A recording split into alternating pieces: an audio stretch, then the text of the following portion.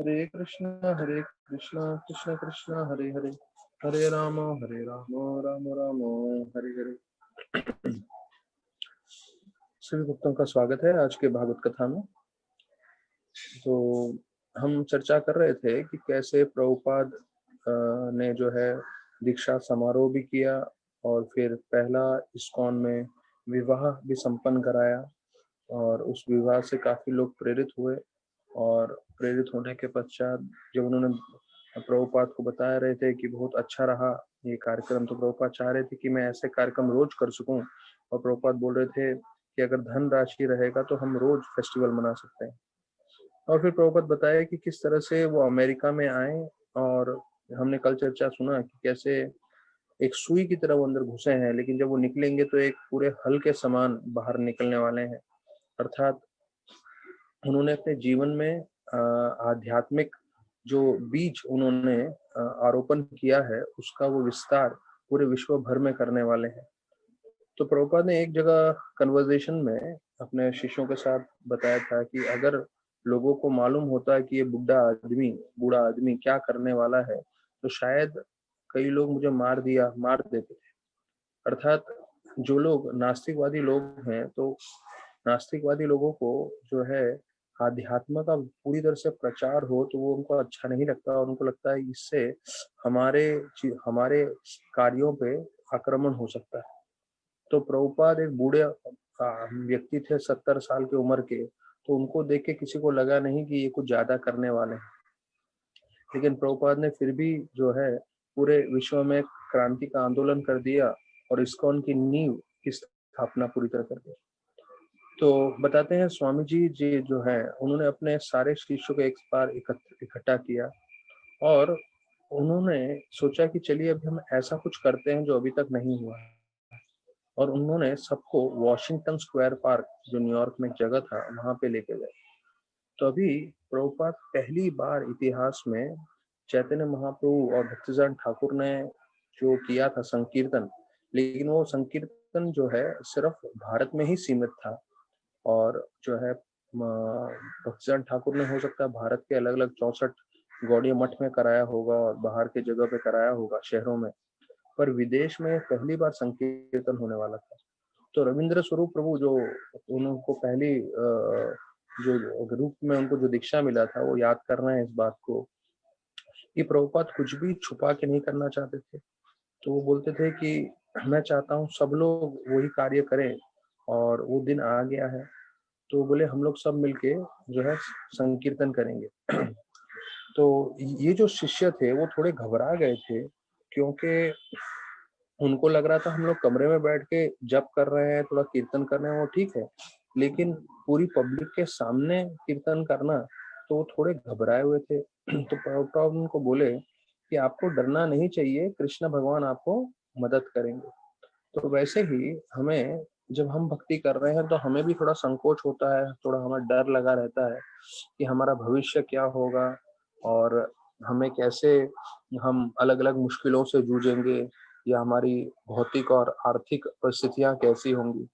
पर प्रभुपाद यहाँ हमें आश्रय दे रहे हैं कि अगर हम भक्ति कर रहे हैं तो हमें विश्वास होना चाहिए कि कृष्ण भगवान हमें अवश्य मदद करेंगे। तो बोलते हैं सब लोग फिर संकीर्तन करने के लिए वॉशिंगटन स्क्वायर पार्क की ओर चले गए। सब लोग थोड़े जो है डरे हुए थे, थोड़े सहमे हुए थे, और सब लोगों को लग रहा था हम सबके सामने कैसे कर पाएंगे। और तो अभी प्रभुपाद जो है वहां पे सबको लेके गए, और ये लग रहा था कि प्रभुपाद जो है अपने जीवन में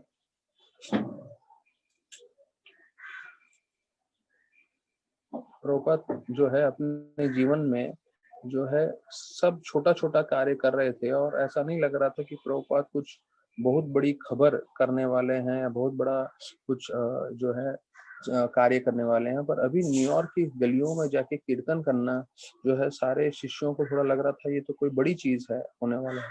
वहां पे बोलते हैं कई सैकड़ों लोग आते हैं, और कोई लोग अपना गिटार बजाते हैं, तो कई लोग जो है लड़के लड़कियां वहाँ साथ में बैठी रहती हैं, कई लोग अपने जो है कुत्तों को घुमाते हैं, या कई लोग अकेले बैठ के बस देखते रहते हैं यहाँ वहाँ के चीजों को।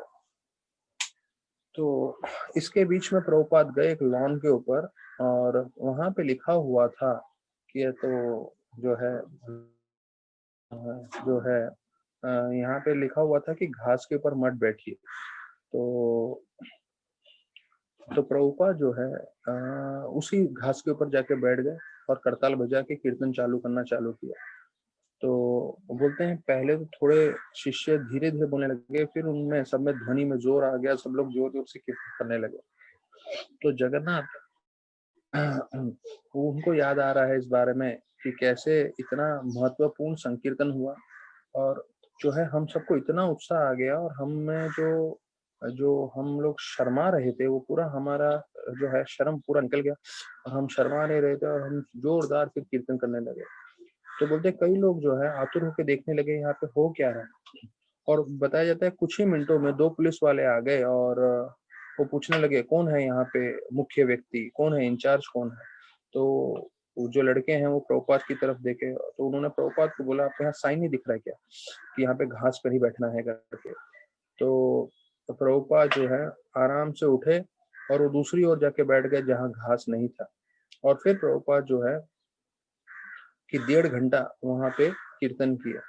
तो ये सब देखते हुए लोग बड़े अचंभित हो रहे थे। और इतना होने के बाद कीर्तन के बाद प्रभुपाद ने बोला हयग्रीव प्रभु को, जो हार्वर्ड थे और जो हमें मालूम है इंग्लिश के जो टीचर भी थे, तो उसको बोला आप मेरे भागवतम में से पढ़िए। तो उसके भागवतम में से जोर से अंग्रेजी में पढ़ने लगे कि मानव समाज बिना भक्ति के जो है सबका विनाश हो रहा है। तो भगवान है और एक विधि है जिससे आप भगवान को समझ सकते हो, और जैसे आप भगवान को जानोगे तब आपके जीवन में पूरी तरह से संतुष्टि आ जाएगी। तो सारे जो लोग थे वो लोग सुन रहे थे, और ये सब होने के बाद प्रभुपाद जो है मुस्कुराते हुए वापस जो है स्टोर फ्रंट पे चले गए, मकान में चले गए, और ये पहला संकीर्तन हुआ। देखिए ये पहला संकीर्तन जब हो रहा था, लोग डरे हुए थे, थोड़े सहमे हुए थे, लेकिन उसके बाद का अनुभव जो है इतना उत्तम रहा और इतना उसमें उनको आनंद आया। तो उसी प्रकार से हमें समझना चाहिए कि जब भी हम भक्ति करते हैं तो हो सकता है कि लोग हमारे पहले, जैसे इसमें 3 स्टेप्स होते हैं। पहले लोग हमारा मजाक उड़ाते हैं, फिर दूसरी ओर हमारे लोग निंदा करते हैं, और फिर तीसरे स्तर पे लोग हमें जो है हमें फॉलो करते हैं। तो पहले लोग मजाक उड़ाएंगे, ये लोग क्या हरे कृष्णा करते हैं, समय बर्बाद करते हैं। और जब देखेंगे नहीं ये अभी भी भक्ति कर रहे हैं, तो फिर निंदा करने लगेंगे हमारी। तो हमारे बारे में थोड़ा बुरा बोलेंगे, बोलेंगे अरे तुम लोग क्या समय बर्बाद कर रहे हो, पैसे नहीं कमा रहे हो, या अपना समय को इन चीजों में डलवा रहे हो, ऐसे करके खूब निंदा करेंगे। वो दूसरा स्तर है। और जब हमारे उनके निंदा करने पे भी हम विचलित ना हो, तो तीसरा स्तर आता है जब वो हमारा भक्ति के मार्ग को अपनाएंगे। तो एलन जिन्सबर्ग जो बताया जाता है एक बड़े संगीतकार थे, वो वहीं पे 10th स्ट्रीट में रहते थे। तो उनको जो है ये इनविटेशन आया पैम्पलेट में कि हरे कृष्णा महामंत्र, हरे कृष्णा कृष्ण कृष्ण हरे हरे, हरे राम राम राम हरे हरे। और प्रभुपाद ने लिखा था कि ये जो आध्यात्मिक ध्वनि है वो आपके हृदय का जो है शुद्धिकरण करेगी, या जो हमारा मन रूपी आईना है उसको पूरा साफ करेगी। और उसके लिए आप जो है ISKCON international society for Krishna consciousness में आइए, और 7 बजे रोज सुबह को, मंडे वेडनेसडे फ्राइडे। तो सुबह को भी कार्यक्रम होता है और शाम को 7 बजे 3 दिन होता है। तो प्रभुपाद ने अभी कार्यक्रम इस तरह से रखा था कि रोज सुबह को 7 बजे जो है जपा के लिए या जो कार्यक्रम होता था उसके लिए मिलते थे, और शाम को 7 बजे भी कथा करते थे प्रभुपाद स्वयं। तो बोलते हैं आप लोग भी आइए और अपने मित्रों को भी लाइए। ऐसे करके प्रभुपाद ने पैम्पलेट बनवाया था, और प्रभुपाद ने अपने सारे लड़कों को बोल दिया था कि ये तो आप एक काम करिए, ये जो पैम्पलेट्स मैंने बनाए हुए हैं वो बांटिए आप सब जगह पे। तो उसमें से एलन जिन्सबर्ग को मिल गया। तो एलन जिन्सबर्ग जो है अपने कमरे में उनके जो मित्र थे पीटर उसके साथ वहां पे अपने गाड़ी वोल्क्सवैगन में आ गए। तो उसको हरे कृष्ण मंत्र से काफी आकर्षण था। कई साल पहले जब वो इलाहाबाद भारत में गया था कुंभ मेला में, वहां पे उसने हरे कृष्ण महामंत्र सुना था, और तब से वो हरे कृष्ण कीर्तन का जप कर रहा था। तो अभी ये पहली बार ये जो है स्टोर फ्रंट पे आया। तो एलन जिन्सबर्ग याद कर रहे हैं कि भक्तिवेदांत स्वामी जो है उनके कोई मित्र नहीं थे अमेरिका में, और वो अकेले थे।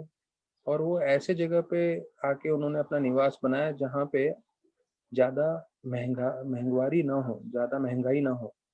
मतलब सस्ता था वहाँ पे उधर का जो खर्चा था रहने का और जो रेंट था, हुँ, तो उसके लिए प्रभुपाद ने वहाँ पे अपना निवास बनाया था। और फिर जब पहली बार वो स्टोर फ्रंट में आए तो देखे कैसे लोग बैठे हुए थे और सब लोग उत्सुक थे प्रवचन सुनने के लिए। तो अभी ये भी जो है वहाँ पे उत्सुकता से आए थे। तो एलन और पीटर जो है वो लोग कीर्तन में ज़्यादा उत्साहित थे कीर्तन में भाग लेने के लिए। तो प्रभुपाद उस वक़्त आए नहीं थे और ये लोग नया हारमोनियम लेकर आए थे और उन्होंने जो है ये बोला कि ये कीर्तन के लिए है और ये उन्होंने थोड़ा डोनेशन भी देना दिया था पहली बार जब आए थे। और हयग्रीव के साथ वो बात कर रहे थे, तो हयग्रीव के साथ वो बोल रहे थे कि किस तरह से ये हरे कृष्णा जो कीर्तन है, वो काफ़ी लोगों के जीवन में परिवर्तन ला रहा है। तभी प्रभुपाद जो है प्रवेश किए और एलन और पीटर दोनों जन बैठ गए और उन्होंने पूरा प्रवचन सुना और एलन जो है पूरा समय हारमोनियम बजा रहे थे। तो देखिए एलन अभी उन लोगों में से है जो बहुत ही प्रसिद्ध व्यक्ति में से थे, जो बहुत ही बड़े महत्वपूर्ण संगीतकार थे अमेरिका के।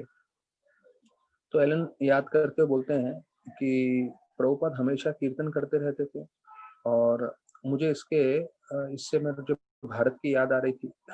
लेकिन मुझे इसका मतलब नहीं मालूम था और प्रभुपाद जो है थोड़े अलग धुन में बोल रहे थे और मैंने अलग धुन में सुना था। तो ये जो अलग धुन के साथ उनके साथ कीर्तन करना मेरे लिए थोड़ा मुश्किल हो रहा था। पर जो है मैं उनके संग में मैं बहुत आनंदित था, मुझे बहुत अच्छा लग रहा था। उसके बाद लेक्चर के बाद एलन जो है प्रभुपाद से मिलने आए और प्रभुपाद के साथ थोड़ी देर उन्होंने काफ़ी देर बात किया, प्रभुपाद के उन्होंने चरण भी छुए और प्रभुपाद उससे मिलने के बाद उन्होंने जो है वो वापस चले गए और उन्होंने बोला हायग्रीव ने कि तुमको प्रभुपाद से मिलना है तो एक काम करो, आप कल आइए और हमारे साथ प्रसाद भी लीजिएगा। तो अभी देखिए ये जो महत्वपूर्ण लोग होते हैं जिनके पास बहुत ज़्यादा भौतिक रूप से शक्ति होती है, भले ही वो आप पहचान के रूप से बोल दीजिए या धन के रूप से बोल दीजिए, तो हायग्रीव उनसे बात करने लगे कि ये तो प्रभुपाद जो है तो हायग्रीव जो है पहले स्वामी जी के बारे में बोलने लगे कि न्यूयॉर्क के लिए प्रभुपाद थोड़े अलग नहीं है। तो हायग्रीव उनके बारे में बोलने लगे हाँ थोड़े तो अलग है। और फिर हाईग्रीव ने एलन को रिक्वेस्ट करने लगे क्योंकि वो इतने इन्फ्लुएंशियल व्यक्ति थे कि देखिए अभी प्रभुपाद का वीज़ा जो है एक्सपायर होने वाला है। प्रभुपाद जब अमेरिका में आए थे वो 2 महीने का वीज़ा के लिए आए थे और 2 महीने का वो वीज़ा जो है बार बार एक्सटेंड कर चुके थे और एक्सटेंड करते करते अभी 1 साल हो गया था। और 1 साल के बाद जब वो एक्सटेंड करने गए तो बोले नहीं अभी एक्सटेंड नहीं हो सकता। तो अभी ये जो कार्य है वीज़ा एक्सटेंशन का, तो उसके लिए उनको लगा कि भई आप बड़े इन्फ्लुएंशियल हैं और आप करा सकते हैं और यहाँ तक कि उन्होंने तो बताया जाता है कि उन्होंने ये बात सजेस्ट किया कि हमें लॉयर लेना पड़ेगा और लॉयर जो है इमिग्रेशन लॉयर इसका काम करवा सकता है। तो एलन ने बताया अवश्य और अगले दिन वो सुबह को आया और फिर से दूसरा एक हारमोनियम लेकर आए और डोनेशन भी लेकर आए, चेक जो है डॉलर्स में और वो डोनेशन देने के लिए आए प्रभुपाद के पास। तो वो बोले थोड़ा मैं शर्मा रहा था तो मैं जो है हारमोनियम और पैसा देना चाहता था और मैं थोड़ा हरे कृष्ण महामंत्र के बारे में भी प्रभुपाद के साथ चर्चा करना चाह रहा। तो प्रभुपाद उसके साथ बैठे और प्रभुपाद उसको बहुत सारी चीज़ें बताने लगे, जो है भक्ति के बारे में और कई चीज़ों के बारे में। तो बोलते हैं उन्होंने अपने गुरु के बारे में बताया, भक्तिसिद्धांत ठाकुर के बारे में, चैतन्य महाप्रभु के बारे में बताया और ऐसे कई चीज़ों के बारे में बताया।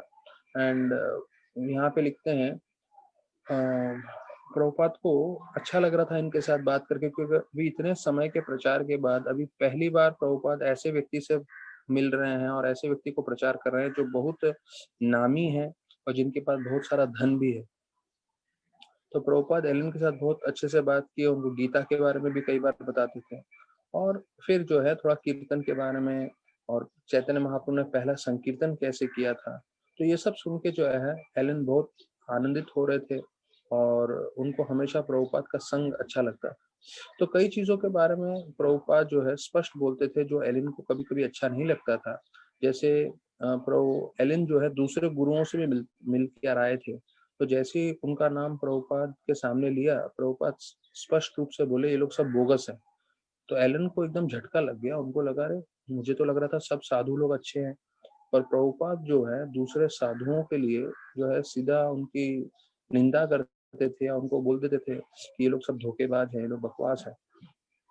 तो इससे जो है एलन गिन्सबर्ग एक चीज़ सीख गए कि मुझे हर एक व्यक्ति को सोच समझ के स्वीकार करना चाहिए, यहाँ तक कि प्रभुपाद को भी मैं सोच समझ के स्वीकार करूँगा, उनका अध्यात्म जो शिक्षण है।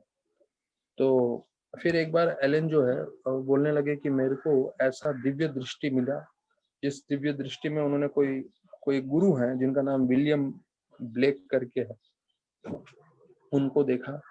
तो एक साधु जो वृंदावन में थे उन्होंने उनको बोला कि तुमने उनको दिव्य दृष्टि में विलियम ब्लेक को देखा है, इसका मतलब वो तुम्हारे गुरु हैं। तो ये सब चीज वो जो है प्रभुपाद को बताने लगा। प्रभुपाद ने एक ही सेंटेंस में बोल दिया सब बकवास है। तो देखिए प्रभुपाद भले ही कोई बहुत प्रभावशाली व्यक्ति हो, लेकिन अगर वो कुछ भी यहाँ वहाँ की बात करता था तो प्रभुपाद तुरंत काट देते थे, बोलते थे ये सब बकवास है, जो ये दिव्य दृष्टि दिखना, ये दिखना, वो दिखना। तो प्रभुपाद बोले चुपचाप जप करिए, उसमें सब ठीक हो जाएगा। तो बोलते हैं एलन जी कि हमारे में कई चीजों में अलग अलग हमारे मतभेद थे, लेकिन उनकी भक्ति देख के और उनके पास जो ज्ञान था, तो उससे देख के जो मैं हमेशा उनसे प्रभावित रहता था। और मुझे एक चीज उनके बारे में अच्छा लगता था कि उनको पूरी तरह से श्रद्धा था जो वो कर रहे हैं। तो प्रभुपाद ने उनको बोला कि आप जितना हो सकता है जप करिए, और पहला शिक्षण दिया कि आप जो है सिगरेट पीते हैं वो बंद कर दीजिए। तो वो प्रभुपाद को बोलने लगे कि आपको क्या लगता है आप ये अमेरिकन लड़कों को वैष्णव बना देंगे? तो प्रभुपाद बोले बिल्कुल, मैं उसी के लिए तो आया हूँ यहाँ पे। तो बोलते हैं सिर्फ वैष्णव ही नहीं, मैं उनको ब्राह्मण भी बनाऊंगा, उनको जैसे ब्राह्मण सब कार्य करते हैं भारत में वैसे वो सब कार्य करेंगे। तो बोलते हैं पहली बार उन्होंने $200 का चेक दिया और उन्होंने बोला कि आपके वीजा के जो भी कार्य हैं वो मैं सब करवा दूंगा, आप उसकी चिंता मत करिए। अ, फिर बताया जाता है कि राधाष्टमी का दिन आया, जैसे जन्माष्टमी हुआ था वैसे ही राधाष्टमी के दिन जो है प्रभुपाद ने वापस से दीक्षा दिया। और इस समय जो कीथ थे जो रसोई में उनको हमेशा मदद करते थे, वो बने कीर्तानंद। तो यही कीर्तानंद हैं जो राधानाथ महाराज के भी एक तरह से एक समय पे शिक्षा गुरु जैसे थे। और न्यू वृंदावन वेस्ट वर्जीनिया कीर्तानंद स्वामी ने ही आगे बनवाया था और उनको चलाया था।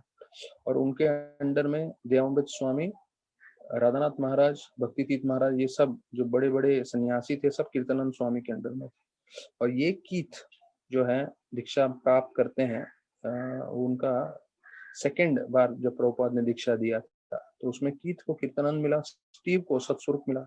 अब स्टीव वही है जिन्होंने ये पूरा लीलामृत लिखा है, सतस्वरूप दास गोस्वामी। तो ये स्टीव है। फिर ब्रूस जो है ब्रह्मानंद बने और चक अच्युतानंद बने।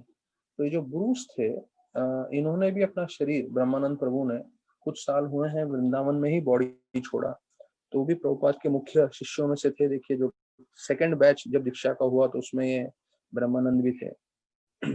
और फिर बोलते हैं वो दिन भी बड़ा भव्य रहा, बड़ा अच्छा यज्ञ हुआ और प्रभुपाद ने सबके लिए फीस्ट अरेंज किया था, बनाया था।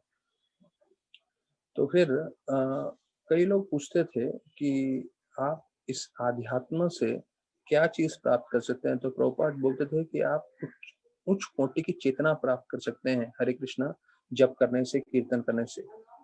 तो कई लोग जो है शराब और नशा करते थे, और सब लोगों का प्रश्न यही था कि ये जो नशा है और इस ये जो आध्यात्मिक मार्ग है दोनों का क्या संबंध है? तो प्रभुपाद को मालूम था कि भारत में भी कई लोग थे जो साधु बोलते थे अपने आप को, लेकिन साधु बोलते हुए गांजा पीते थे, हशीश पीते थे। तो प्रभुपाद के लिए ये अमेरिकन लड़के जो चरस गांजा पीते थे वो कोई नई चीज नहीं थी।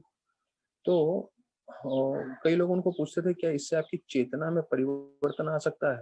तो जो उनके शिष्य थे वो बोलते थे अगर आप इसको अपने आध्यात्म जीवन में जोड़ दोगे तो आपका आजीवन काल के लिए आपकी चेतना जो है उठ जाएगी, मतलब आपकी चेतना बेहतर हो जाएगी। तो बोली आइए एक काम करिए, आप लोग भी इसमें जुड़ जाइए और खुद अनुभव करके देख लीजिए।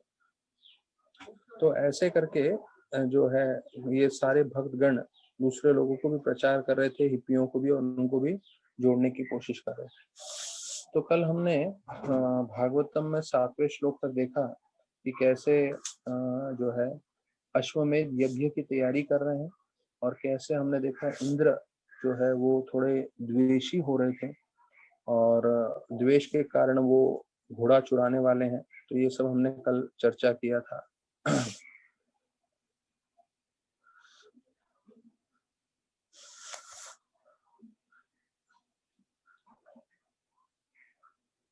तो ये भागवतम के हम लोग 19वें अध्याय में है, और ये 8वां श्लोक है जहाँ से अभी हम प्रारंभ कर रहे हैं, वापस से कल का प्रवचन लेके जा रहे हैं आगे। तो बोलते हैं अगर कोई अच्छे से यज्ञ करता है, यज्ञ में भाग लेता है, तो धरती में से जो भी हमें चीज चाहिए वो सब कुछ प्राप्त हो सकता है। मानो उदाहरण के रूप में बताया जाता है, जैसे कामधेनु गैया है, तो एक गैया में से जैसे हम दूध प्राप्त करते हैं, तो वैसे ही बोलते हैं धरती को कामधेनु गैया बोला गया है, क्योंकि कामधेनु गैया सुरभि गैया के समान है, और ये सुरभि गैया आध्यात्मिक जगत में प्राप्त होती है। और उनको कामधेनु गैया के साथ तुलना इसलिए की गई है क्योंकि एक गैया में से सिर्फ हम दूध प्राप्त कर सकते हैं, पर कामधेनु गाय में से हम सब कुछ प्राप्त कर सकते हैं। तो उसी प्रकार से अगर हम यज्ञ करें तो धरती में से हमें सब कुछ प्राप्त हो सकता है। यहाँ तक कि बताया जाता है जो नदियां हैं, नदी में से जो है उसके जल के द्वारा हमें सब कुछ प्राप्त हो सकता है, भोजन अलग अलग तरीके के।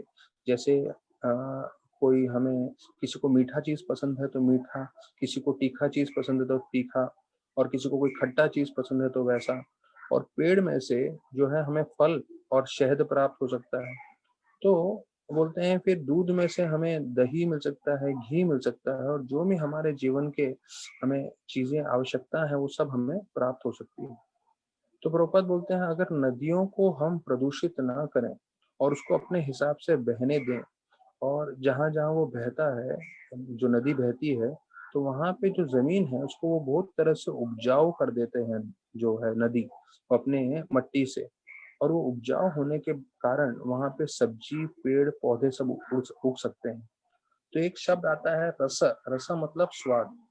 तो बोलते हैं धरती में से अलग अलग चीज प्राप्त होती है और हमारे अलग अलग स्वाद के लिए। जैसे गन्ना जो है, गन्ना जब पैदा होता है तो उसमें हमको मीठा स्वाद आता है। फिर संतरा पैदा होता है तो उसमें हमें खट्टा मीठा स्वाद प्राप्त होता है। और उसी तरह के कई दूसरे फल भी हैं। और वैसे ही जो है हरी मिर्ची, लाल मिर्ची भी पैदा होती है जिससे हमें तीखा स्वाद प्राप्त होता है। तो धरती एक ही है, प्रभुपाद यहाँ बता रहे हैं, लेकिन उसी धरती में से अलग अलग बीज डाल के आपको अलग अलग स्वाद की चीजें प्राप्त हो सकती हैं। तो गीता में भी यही बताया गया है 7वें अध्याय 10वें श्लोक में, बीजम माम सर्वभूताना। तो भगवान बोल रहे हैं मैं जो है असली में बीज हूँ जिसके कारण सब कुछ प्राप्त हो रहा है दुनिया में सभी लोगों को। तो ईशो उपनिषद में पूर्णम इदम करके बताया है। ये पूर्णम इदम का मतलब है, प्रभुपाद बता रहे हैं कि जो भी जीव को चाहिए अपने जीवन में वो भगवान ने सब प्रबंध करके रखा। जीव को चाहिए कि वो सिर्फ भगवान को प्रसन्न करे, यज्ञ पुरुष अर्थात कृष्ण भगवान को।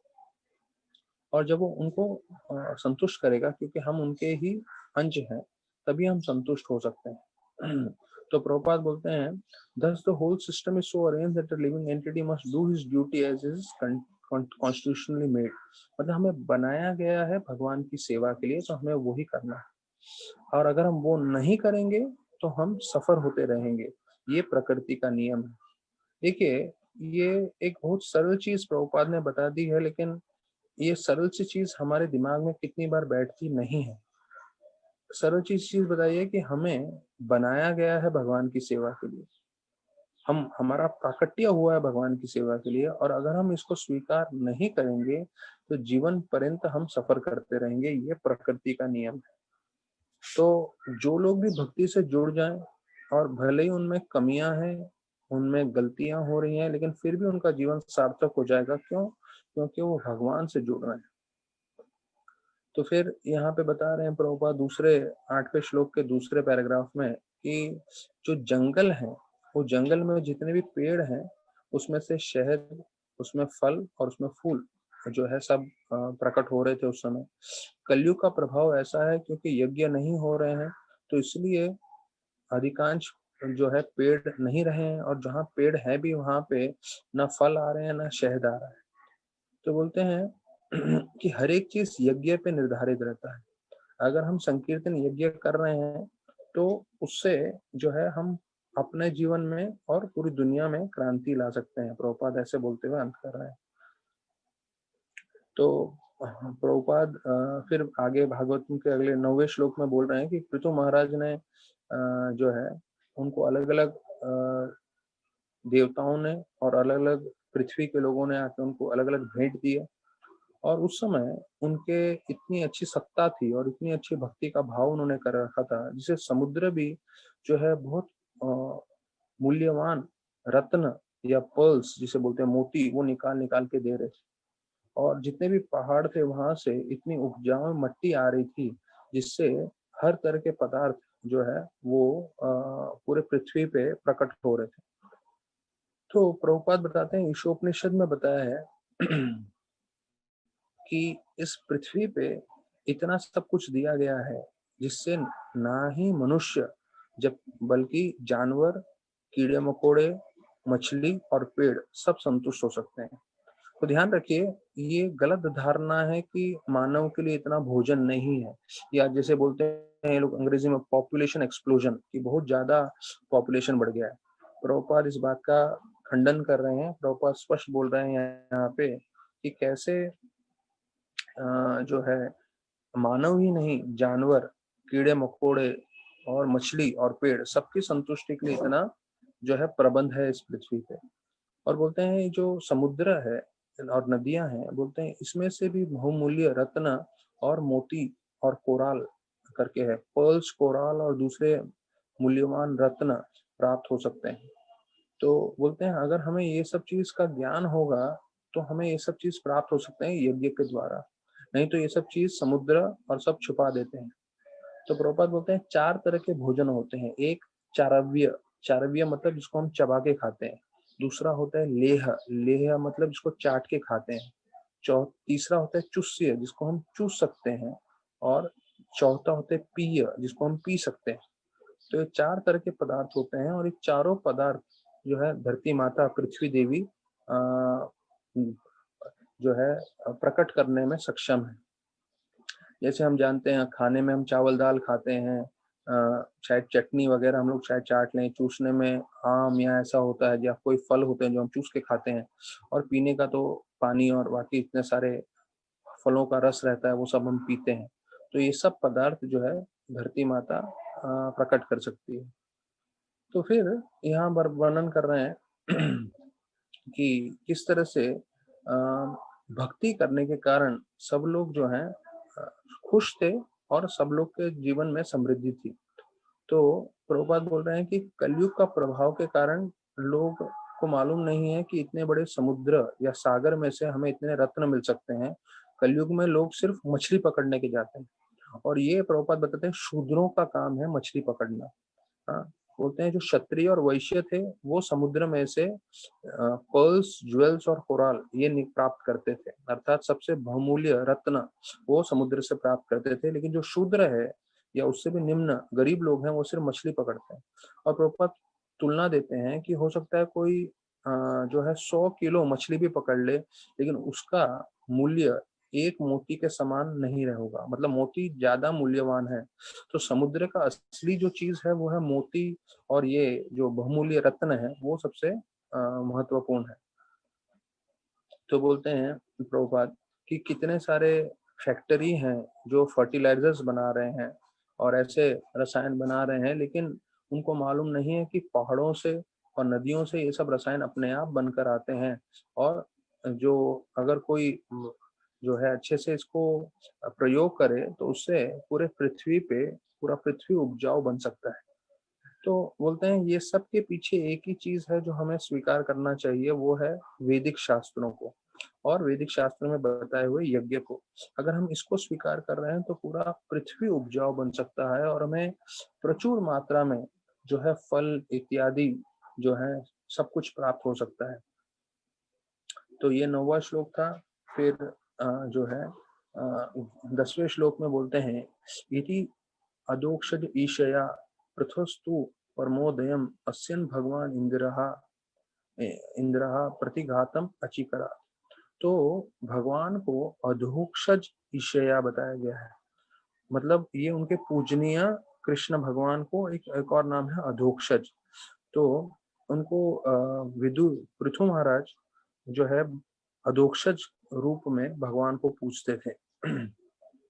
तो अभी वो बताया जाता है कि पृथु महाराज यज्ञ करने के ऊपर विचार कर रहे थे जिससे वो भगवान को प्रसन्न कर सकें, और ये जो चीज है इंद्र से देखा नहीं गया और वो उनके यज्ञ में जो है अर्चन डालने के लिए आ जाते हैं। तो अभी यहाँ से 10वें श्लोक से 25वें श्लोक तक पूरे तरह से विस्तारित रूप से वर्णन किया जाएगा कैसे इंद्र जो है अलग अलग तरीके से उनको अर्चन दे रहे हैं। तो एक बंगाली में और हमारे वैष्णव संगीत में भी आता है, भक्त पद धूलि भक्त पद जल भक्त भुक्त अविशेष तीन महाबल। तो भक्त पद धूलि मतलब भक्तों के चरणों का धूलि प्राप्त करना, और भक्त पद जल जो पैर का पैर धोते हैं, जैसे प्रभुपाद के चरणों का अभिषेक करते थे या कोई गुरु एंड आचार्य होते हैं तो उनके चरणों का अभिषेक करते हैं। तो भक्त पद धूलि भक्त पद जल जो है जल भी होता है उनके चरणों का, और भक्त भुक्त महावेश तीन महाबल। तो जो भक्त का खाया हुआ छोड़ा रहता है जिसे हम महाप्रसाद करके बोलते हैं, तो तीन महाबल, तो उसको बोलते हैं तीन बहुत शक्तिशाली चीजें हैं। तो हमें समझना है कि राधानाथ महाराज बताते हैं कि भक्तों का चरण धूलि प्राप्त करना मतलब भक्तों का दास बनना। तो जब भी हम भक्तों की सेवा करते हैं, भक्तों को प्रसन्न करते हैं, तो ये भक्तों का दास बनना है। तो कई बार लोगों को लगता है भक्त पद धूलि मतलब जोर जबरदस्ती से हमें उनका पैर का धूलि लेना है। तो राधानाथ महाराज बता रहे थे कि मुझे अनुभव है, लोग ऐसा जोर जबरदस्ती से पैर का धूलि लेने के लिए जबरदस्ती उनका पैर पकड़ के अपने सर पे लगाने गए और एक बार तो एक भक्त का पैर का फ्रैक्चर ही हो गया। तो देखिए ये भक्त धूलि नहीं है लेना, ये तो भक्तों का अपराध हो गया है। तो वो हमें ध्यान रखना है, भक्त का चरण का धूलि लेना मतलब उनका सेवा करना, उनका दास दास बनना। तो अगर हमें हमें ये सब चीजों का सही जानकारी ना हो और हम वास्तविक रूप में जो है हम जोर जबरदस्ती करने लगे तो वो सेवा की जगह जो है अपराध बन सकता है। तो महाराज का एक स्पष्ट उद्देश्य था कि महाराज चाहते थे सब भक्तगण जो है शुद्ध रूप से ये गीता भागवत का ज्ञान दूसरे लोगों को बांटे। तो आजकल कई लोग जो हैं अलग अलग तरीके से कार्य भी करते हैं। जैसे कई बार कोई इंग्लिश स्पीकिंग कोर्सेज स्टार्ट प्रारंभ करते हैं। तो इंग्लिश स्पीकिंग कोर्सेज से क्या होता है, लोगों को अंग्रेजी आजकल बहुत सीखने में आनंद आता है और वो उसके द्वारा लोग आकर्षित होते हैं। तो महाराज ने स्पष्ट बताया था कि भाई ये सब चीजें दूसरों को करने दीजिए, हमें जो है शुद्ध भक्ति के बारे में प्रचार करना चाहिए। तो एक बार महाराज, अभी हम लोग 10वें श्लोक पे आएंगे, उससे पहले मैं बता रहा हूँ कि महाराज जब एक बार अमेरिका में प्रीचिंग कर रहे थे कॉलेज में, तो वहां पे तो गीता का प्रवचन देने के लिए उनको अनुमति नहीं थी। पर प्रभुपाद क्योंकि भारत में रहकर आए थे और उनको बहुत सारा कुकिंग मालूम था, तो उन्होंने कुकिंग क्लास स्टार्ट किया था अमेरिका में। तो लोग जो है कुकिंग करने के लिए जो है कुकिंग सीखने के लिए आते थे उनके प्रवचन में। और प्रभुपाद जो है राधानाथ महाराज कुछ ना कुछ स्वादिष्ट चीज बनाते थे और सबको खिलाते थे जिससे वो बहुत आकर्षित हों, और सिखाते भी थे कुकिंग करना, इंडियन डिशेस कैसे बनाते हैं करके। तो वहां पे एक जो क्रिश्चियन लड़का था उसको कॉलेज वालों ने एक काम दिया था कि आप जो है इन पे ध्यान रखिएगा कि ये कहीं अपना इस्कॉन के हैं, वो कहीं गीता वीता का प्रवचन देने नहीं लगता है। तो वो जाता था, प्रवचन में आता था रोज, और वो एक बड़ा बाइबल की किताब लेकर आता था और उसको अपने सामने कवच के जैसे रखता था, बिल्कुल टेबल पे ऐसे सीधा खड़ा करके। तो उसको लगता था ये भारत से साधु है, वैसे तो देखा कि वो तो विदेशी हैं लेकिन फिर भी भारत से ये आए हैं और इनके पास कोई जादू मंत्र होगा, तंत्र होगा, तो ये मेरे पे उस तंत्र मंत्र से आक्रमण करेगा, तो इसलिए वो बड़ा बाइबल को अपने सामने रखते थे, अपनी बचाव के लिए। तो प्रभुपाद उसको राधानाथ महाराज उसको देखते थे पर ज्यादा कभी उसको तरफ ध्यान नहीं दिए, क्योंकि वो तो जो है ऐसे ही बड़ा-बड़ा बाइबल लेकर आ रहा है और ऐसा सबके सामने नौटंकी जैसा कर रहा था। तो प्रभुपाद तो महाराज बार-बार अपना अलग-अलग आइटम बनाते थे और हर हफ्ते खिलाते थे। तो इस लड़के को हर हफ्ते आके जब देखता था, तो देखता था सब लड़के इतने उत्सुक रूप से खा रहे हैं। तो वो खाता नहीं था, उसको लगता था इसमें कुछ मिला दिया होगा तो मेरा मन बदल जाएगा। तो वो बिल्कुल कुछ खाता नहीं था, पर एक दिन आखिरी के दिन जो है महाराज ने गाजर हलवा बनाया था सबके लिए। तो ये हर हफ्ते आ रहा था, तो वो हर हफ्ते देख रहा था कि ये तो साधारण से साधु हैं और ये तो कुछ ज्यादा कुछ मजाक कर रहे हैं, मस्ती कर रहे हैं और सबसे अच्छे से बात कर रहे हैं, तो कुछ भक्ति के बारे में बता भी नहीं रहे हैं। तो अगले दिन उसका बाइबल और छोटा हो गया, छोटा हो गया, फिर आखिरी के कई दिनों में वो बाइबल लाना ही बंद कर दिया उस लड़के ने। और लेकिन फिर भी खाता नहीं था, पर आखिरी दिन जब महाराज ने गाजर हलवा बनाया, तो उसको गाजर हलवा लोग ऐसा भर-भर के खा रहे थे, तो उससे रहा नहीं गया, उसने बोला चलो मैं भी थोड़ा खा के देखता हूँ। और ये था पूरा एक बोलते हैं ना क्रिश्चियन लड़का जिसको भेजा गया था महाराज पे नज़र रखने के लिए, और आखिरी दिन उसने गाजर हलवा खाया और उसको इतना अच्छा लगा इस विदेशी लड़के को, क्योंकि उसने जीवन में कभी ऐसा स्वादिष्ट व्यंजन खाया नहीं था गाजर हलवा जैसा। तो उसने जाके महाराज को बोला, महाराज मैं अभी भी पूरा क्रिश्चियन हूँ और मेरे को क्रिश्चियन ही रहना है, पर इस गाजर हलवा का कैसे बनाते हैं आप मुझे सिखा दीजिए। तो महाराज ने उसको सब कुछ सिखाया सिवाय चीनी डालने के, और बोले महाराज कि अगर तुमको सीखना हो और कुछ करना हो तो यहाँ मैं मंदिर में रहता हूँ, यहाँ पर तुम आ जाना करके। तो इसको इतना अच्छा लगा था वो गाजर का हलवा, तो वो बिल्कुल वैसे ही जैसे महाराज ने बताया पूरा का पूरा बनाया, लेकिन क्योंकि महाराज ने उसको चीनी डालने का नहीं बताया था, तो वो खाने के लिए बैठा तो उसको स्वाद ही नहीं आया, एकदम फीका स्वाद आने लग गया, तो थोड़ा भ्रमित हो गया वो। तो वो महाराज के पास गया, तो महाराज के पास, महाराज कैसे बनाया आपने, वो वैसा स्वाद नहीं आ रहा है। तो महाराज ने उसके सामने ही चीनी डालते हुए बोला, अरे तुमको भगवान को भी अर्पण करना है तभी तो स्वादिष्ट होगा करके, और उसको बोला भगवान के सामने ये महामंत्र बोल के अर्पण करने का, तो स्वादिष्ट स्वाद इसका आ जाता है करके, और ऐसे करके उसको घुमा के जो है थोड़ा भक्ति के बारे में बता दिया। वो मानेंगे नहीं, ये लड़का जो बिल्कुल पक्का क्रिश्चियन था, फिर बाद में इतना फेवरेबल बन गया, वो पूरे जो कॉलेज में जो है वो प्रचार करने लगा और वो लोगों को, नए-नए लोगों को राधानाथ महाराज से जुड़वाता था, उसको जो है भक्ति के बारे में बताने में मदद करता था। तो ये लड़का था, पहले शुरुआत में आया बड़ा बाइबल लेके और इस विचार से कि मुझे इस आदमी से प्रभावित नहीं होना है, लेकिन गाजर के हलवे के चक्कर में वो पूरी तरह से उसका जीवन परिवर्तित हो गया और बड़ा प्रचारक बन गया। तो देखिए लोग कैसे-कैसे अलग-अलग तरीके से भक्ति से जुड़ जाते हैं और उनका जीवन परिवर्तित हो जाता है। अब यहाँ पे आगे 10वें श्लोक में वर्णन आ रहा है कि इंद्र कैसे जो है यज्ञ में बाधा करने वाले हैं। तो इस श्लोक में प्रभुपाद बता रहे हैं 3 मुख्य शब्द हैं। तो उसमें एक-एक शब्दों का प्रयोग करते हुए प्रभुपाद उसका मतलब बताएंगे कि महाराज पृथु जो थे वो विष्णु भगवान के अवतार थे और वो विष्णु के भक्त भी थे, लेकिन वो एक आम जीव थे। ये प्रभुपाद दूसरी बार जो है अपने तात्पर्य में बता रहे हैं कि वो आम जीव थे, लेकिन वो सत्तावेश अवतार के रूप में थे, उनमें शक्ति थी। दूसरा, यहाँ पे इंद्र को भगवान बोल के संबोधित किया गया है। तो हमें मालूम है भगवान तो हम सिर्फ कृष्ण के लिए प्रयोग करते हैं।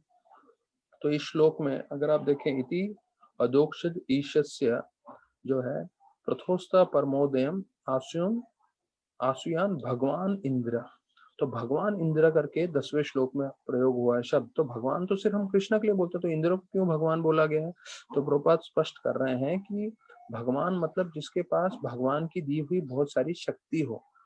तो इसलिए इंद्र को जो है भगवान बताया गया है, क्योंकि उनके पास इतनी शक्ति है जिससे वो ना ही एक तो है वो पूरे देवताओं के राजा हैं, स्वर्ग के राजा हैं, पर उन्होंने इतने कार्य भी किए हैं भगवान के लिए।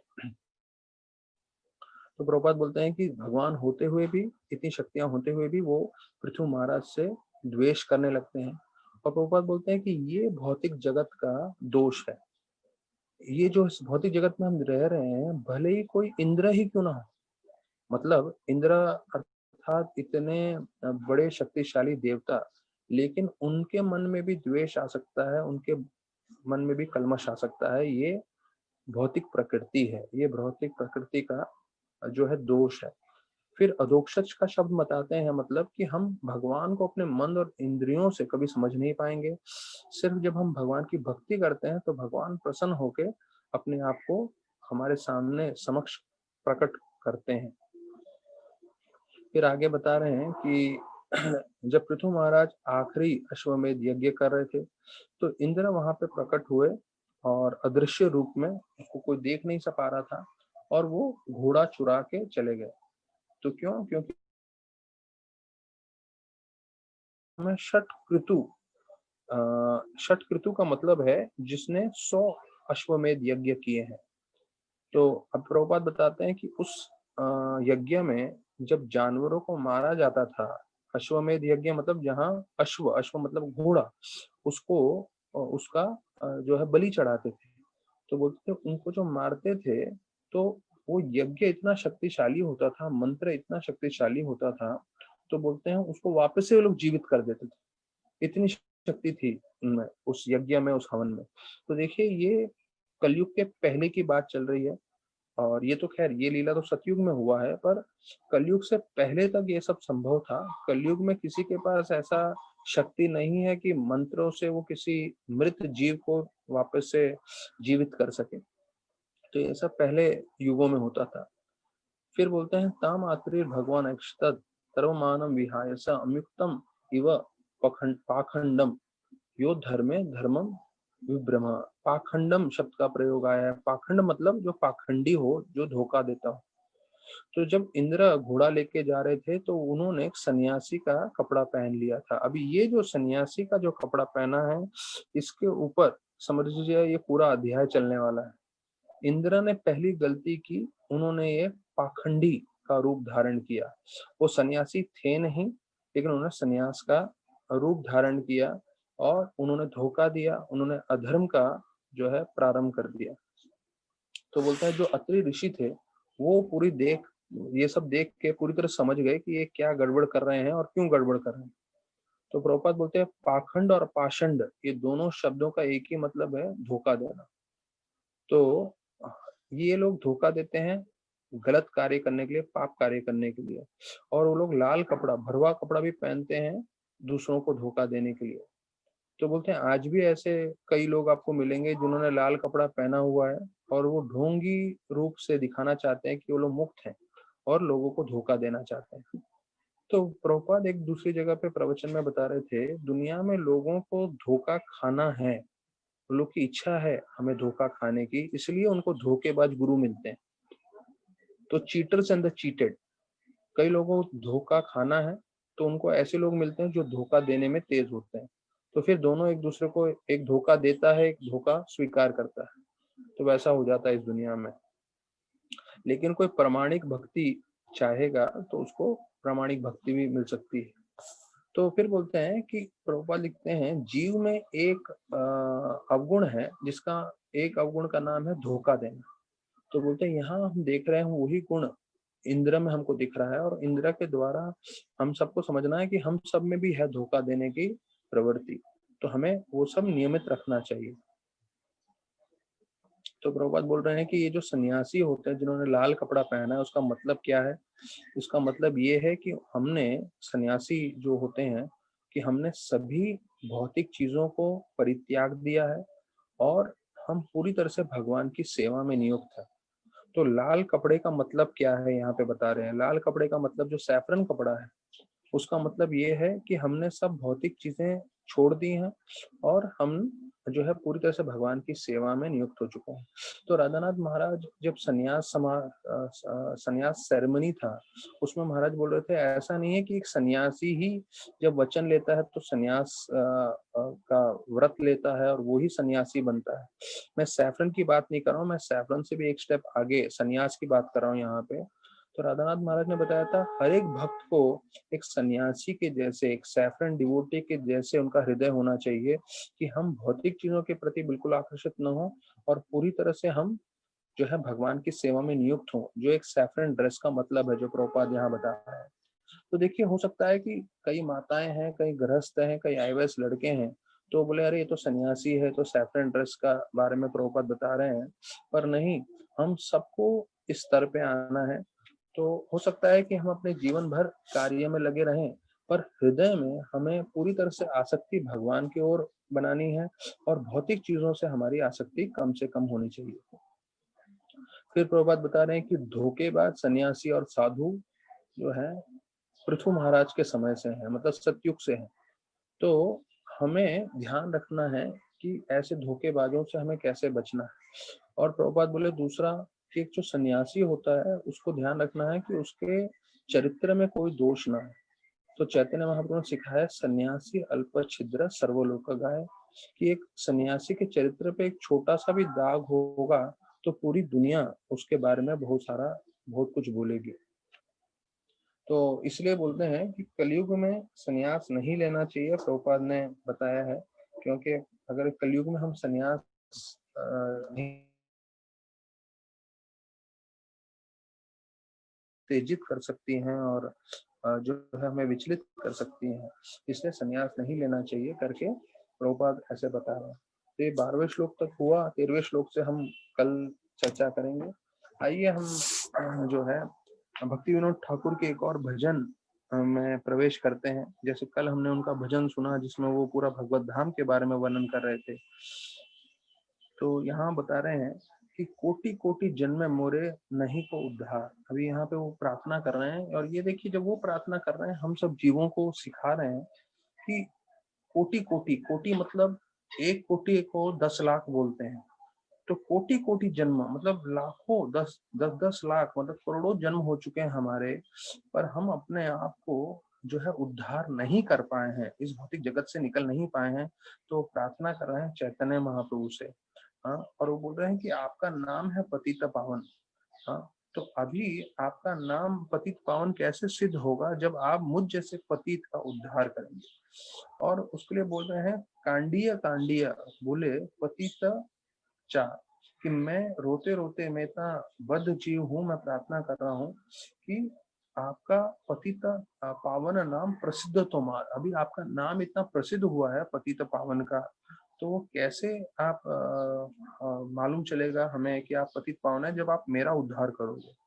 तो हमें भी यही प्रार्थना करना चाहिए। भक्ति विनोद ठाकुर जो आचार्य हैं जो ऐसी प्रार्थना कर रहे हैं कि महाप्रभु बड़े पतित पावन है, तो वो हमारा भी उद्धार करें इस आध्यात्म के हरिनाम की शक्ति से।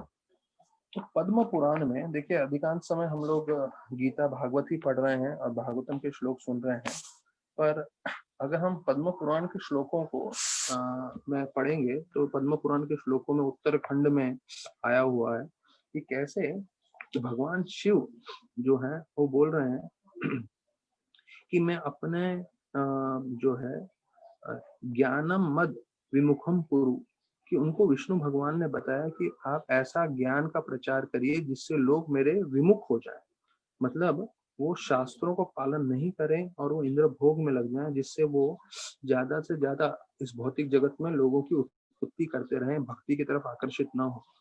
तो ये भगवान शिव स्वयं बोल रहे हैं कि कैसे भगवान विष्णु ने उनको ये उपदेश दिया था जिससे वो शंकराचार्य के रूप में आए और उन्होंने मायावाद शास्त्र का प्रचार किया। तो उत्तराखंड में आता है मायावादम असत शास्त्रम। हाँ, असत शास्त्रम, एक तो होता है शास्त्र और एक होता है असत शास्त्र। तो यहाँ शिव भगवान स्वयं बोल रहे हैं कि ये जो मायावाद का सिद्धांत है ये असत शास्त्र है। हाँ, और ये बुद्ध की जो बुद्धिज्म है या जो बुद्ध जी ने जो प्रचार किया है उसके समान है। क्योंकि बुद्ध के फिलॉसफी में भी आत्मा को नहीं मानते वो लोग, तो वो भी असत शास्त्र है, तो ये मायावाद भी असत शास्त्र है, ये शिव भगवान स्वयं बता रहे हैं। तो शिव भगवान शंकराचार्य के रूप में आए थे, ये पद्म पुराण में स्पष्टीकरण किया गया है, और उनका उद्देश्य था कि मायावाद का प्रचार करना और लोगों को भक्ति से दूर लेके जाना। तो बोलते हैं ना, जैसे हर चीज का समय होता है, हर चीज का एक कारण होता है, तो उसी प्रकार से उनको भी इस कार्य के लिए बुलाया गया था। तो अभी हम जो है जर्नी होम राधानाथ महाराज के साथ हम लोग सुन रहे थे कि कैसे महाराज जो है वृंदावन के बारे में चर्चा कर रहे थे।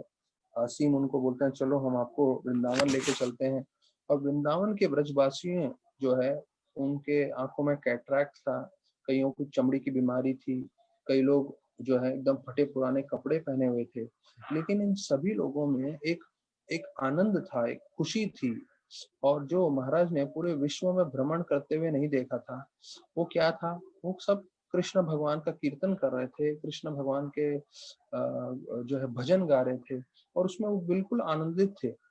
तो शारीरिक रूप से देखा जाए तो उनके पास ना ज्यादा धन था, शायद कई लोग बीमार थे, बूढ़े थे, लेकिन उसमें भी वो पूरी तरह से कृष्णा भावनामृत होने के कारण आनंदित थे। तो उसमें बताते हैं कि ऐसी जो बूढ़ी औरतें थी, उन्होंने भी घूंघट डाल के रखा था, और वो भी कीर्तन में नाच रही थी ये बस के अंदर।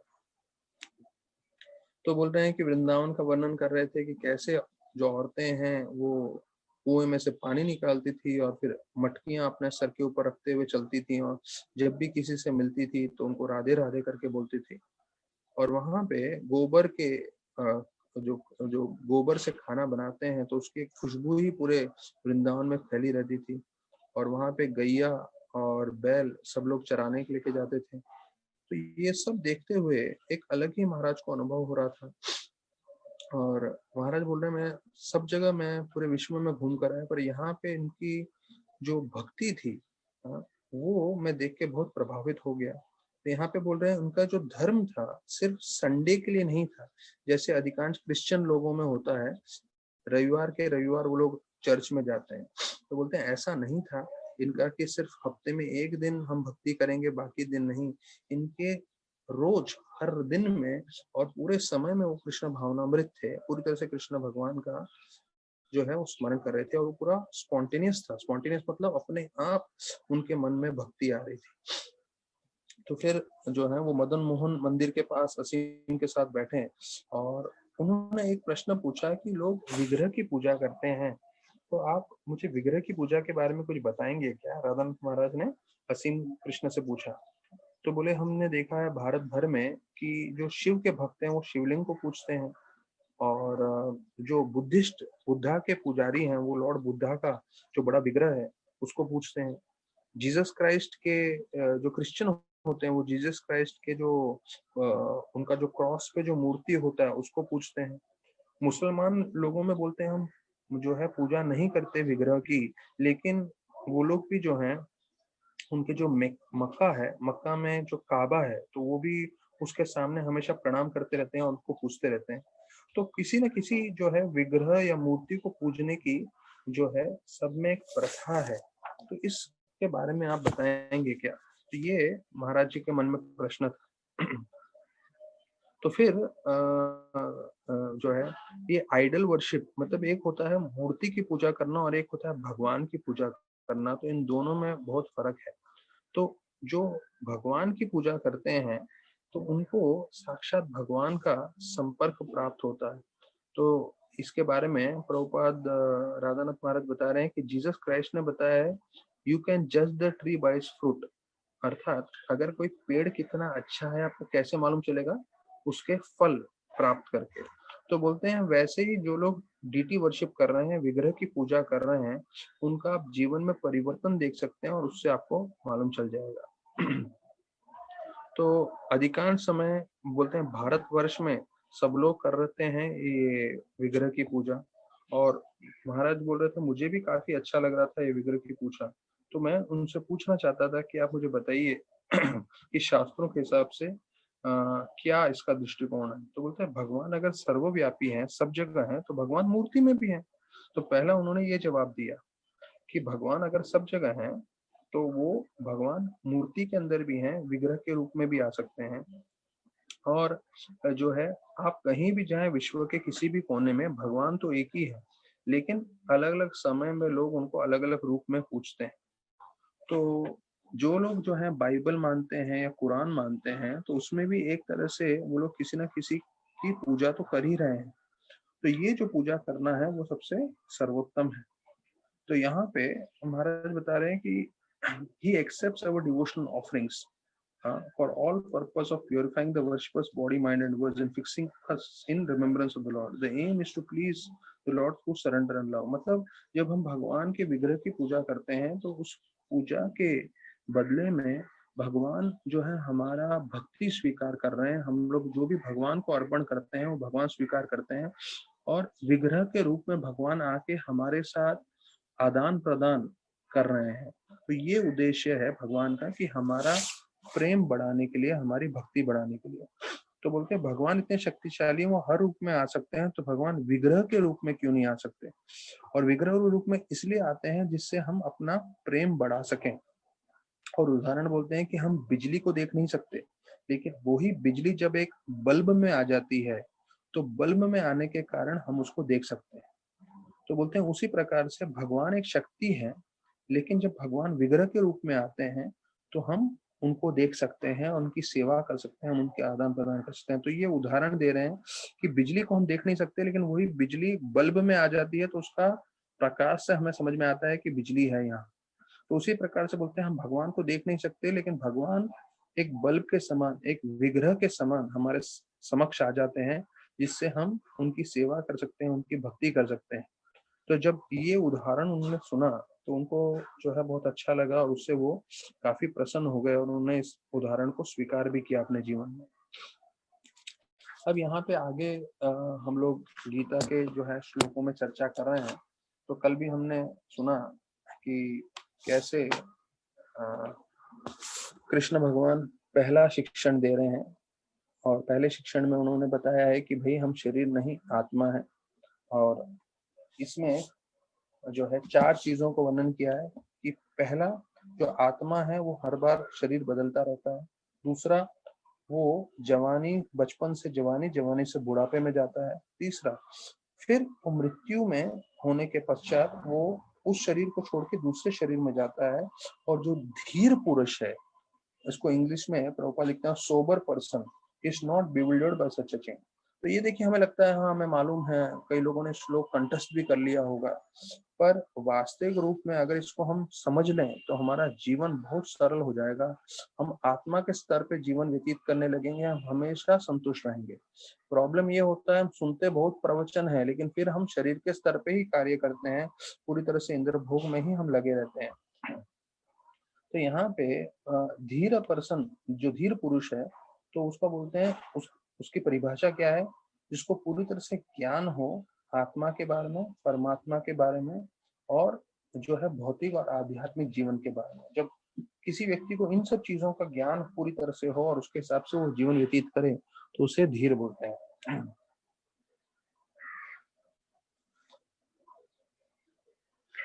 तो प्रभुपाद बता रहे हैं कि हमें पूरी तरह से श्रद्धा होना चाहिए कि भाई मृत्यु के बाद वापस से पुनर्जन्म रहेगा। हाँ, जैसे प्रभुपाद ने अपने लेक्चरों में बताया है कि इस अध्याय के ऊपर, दूसरे अध्याय के ऊपर, कि अधिकांश लोगों को ये धारणा ही नहीं मालूम है कि भाई मृत्यु के बाद फिर से जीवन है। इसलिए सब लोग पाप करते जा रहे हैं, सब लोग अपने हिसाब से जीवन व्यतीत कर रहे हैं। लेकिन अगर एक बार कोई समझ ले कि भाई मृत्यु के बाद मुझे पुनः जन्म लेना है, तो उसके लिए वो जो है अच्छे से भक्ति करेगा और अपना जीवन सार्थक करेगा।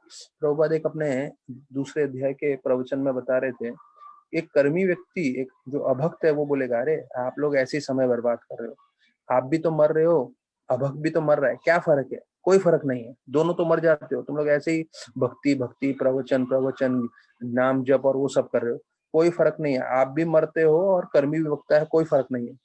प्रभुपाद ने ये खुद प्रश्न उठाया और प्रभुपाद ने खुद ने पॉइंट बोला और जवाब दिया। प्रभुपाद ने बोला नहीं, दोनों में फर्क है। क्या फर्क है? प्रभुपाद बोले कि कर्मी भी मरता है, भक्त भी मरता है, लेकिन जब भक्त अपना शरीर त्यागता है, कृष्ण भगवान स्वयं उसको लेने आते हैं और वो भगवत धाम जाता है। जबकि कर्मी मरता है तो फ्रस्ट्रेशन में मरता है और दर्द में पूरी तरह से मरता है और वो पुनः जन्म में फंसा रहता है। और प्रभुपाद ने फिर वही उदाहरण दिया कि बिल्ली बिल्ली अपने बच्चे को ले जाती है, बिल्ली अपने मुंह से एक चूहे को लेके जाती है। चूहे के लिए बिल्ली का मुंह मृत्यु है और जो बिल्ली का बच्चा है उसके लिए वो माँ है। तो बोले हम भक्तों के लिए जब हमारी मृत्यु आएगी तो हमारे जो है सबसे प्रिय पिता कृष्णा वो हमें आके लेके जाएंगे। जो अभक्त है उनके लिए साक्षात मृत्यु आएगी। तो देखिए प्रभुपाद ने कितना स्पष्ट करके बताया है कि एक भौतिकवादी व्यक्ति जो है अपने नजरिए में देखेगा तो उसको लग रहा है कि नहीं, दोनों एक समान है। प्रभुपाद बोले बिल्कुल एक समान नहीं है। भक्त जो शरीर त्यागता है वो भगवत धाम जाता है क्योंकि उसने जीवन भर भक्ति किया है। और जब अभक्त शरीर त्यागता है वो जन्म मृत्यु के चक्कर में चला जाता है। तो हमें ध्यान रखना है, प्रभुपाद बोलते हैं कि एक बार हम मुक्त हो जाएंगे तो हम हमेश के लिए भगवत धाम में चले जाएंगे और वहां पे आनंद के साथ भगवान के साथ हम निवास कर सकते हैं। और फिर इस हमें शरीर के चक्कर में नहीं फंसे रहना है, बार बार मृत्यु, बार बार जन्म। तो प्रभुपाद एक जगह प्रवचन में बोल रहे थे कि देखिए हम सबके मन में जो है मृत्यु से बचने की इच्छा है। अब कई बार लोग बता रहे हैं जब से कोरोना वायरस हुआ है 9 महीने 10 महीने से घर से बाहर ही नहीं निकले हैं, क्योंकि सबको डर लगता है, अरे अरे मैं मर जाऊंगा, मुझे नहीं मरना है। और बोलते हैं जबकि सबकी पूरी दुनिया में जितने भी अभी 750 करोड़ लोग इस पृथ्वी पे हैं, सबकी एक ही इच्छा है कि मैं नहीं मरूं नहीं मरूं। लेकिन फिर भी सबको मरना पड़ता है, फिर जन्म लेना पड़ता है, फिर मरना पड़ता है। तो इससे अच्छा तो अगर हम भक्ति करें तो ये मृत्यु का चक्कर हमेशा के लिए समाप्त हो जाएगा। हम भगवत धाम चले जाएंगे और फिर कभी भी हमें मृत्यु का सामना नहीं करना पड़ेगा। तो प्रभुपाद बताते हैं कि बुद्धिमती इंटेलिजेंस वो है कि हम भक्ति अपने जीवन में स्वीकार करें और ये जो जन्म मृत्यु का चक्कर है उसको अंत करें, क्योंकि वैसे ही किसी भी जीव को जो है मृत्यु पसंद नहीं है। और फिर 14वें श्लोक में बोलते हैं मात्रा स्पर्शाश्रु कौन्तेय शीतोष्ण सुख दुखद आगम पायनो नित्य तांत्रिकेश्वस भारत। कि भाई जो हमारी इंद्रियां हैं और जो इंद्रियां की चीजें हैं, तो ये मात्रा स्पर्शाश्रु कौन्तेय, तो वो बोलते हैं जैसे गर्मी और ठंडी का समय आता है वैसे ही सुख और दुख भी आने वाले हैं। तो ये सब आएंगे और जाएंगे, ये कोई हमेशा के लिए रहने वाले नहीं है। तो हमें सहन करना चाहिए। तितिक्षुव, तितिक्षुव शब्द का मतलब है टॉलरेट, सहन करना। हाँ, और वो हमें सहन करना सीखना चाहिए हमारे जीवन में। तो प्रभुपाद एक जगह जो है प्रवचन देते हुए बोले कि हम लोग जब शरीर त्यागेंगे हम लोग सब वैकुंठ चले जाएंगे और जो दूसरे अभक्त लोग हैं वो लोग वापस इस कुंठ में, इस भौतिक जगत में ही रहेंगे, पुनर्जन्म के जंजाल में फंसे रहने के लिए। तो जय पताका महाराज जो है एक अच्छी उदाहरण देते हैं। वो बोलते हैं देखिए हमारे पास समय कभी कभी कम रहता है।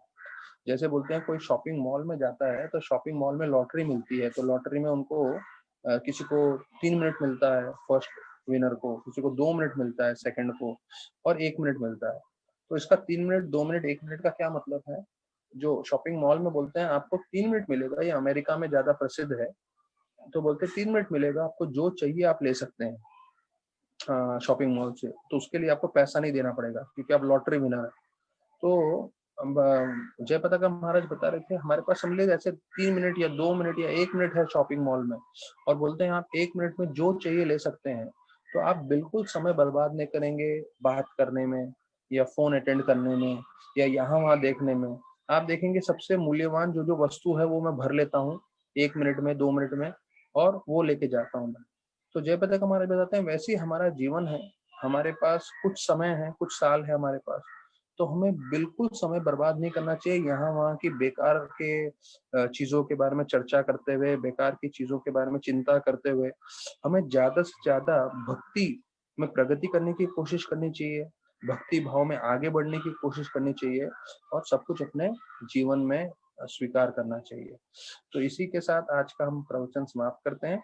बहुत बहुत धन्यवाद सभी भक्तों का। हरे कृष्णा।